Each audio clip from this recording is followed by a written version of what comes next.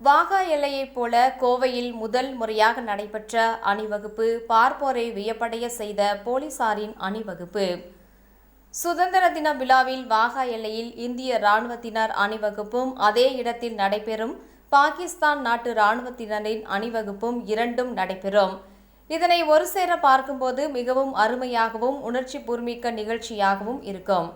இந்த நிகழ்ச்சியானது ஒவ்வொரு ஆண்டும் சுதந்திர தினத்தின் போது நடக்கும் என்பதால் மக்கள் அனைவரும் அந்த இடங்களில் ஒன்று கூடி இந்த நிகழ்வினை கண்டு களிப்பார்கள். இராணுவத்தின் இந்த நிகழ்ச்சியை ஏராளமான ஊர்களிலிருந்து வந்து இதனை காண்பார்கள். இது மட்டுமல்ல, இந்தியாவிற்கு வந்திருக்கும் சுற்றுலா பயணிகளும் இதனை கண்டு களிப்பார்கள்.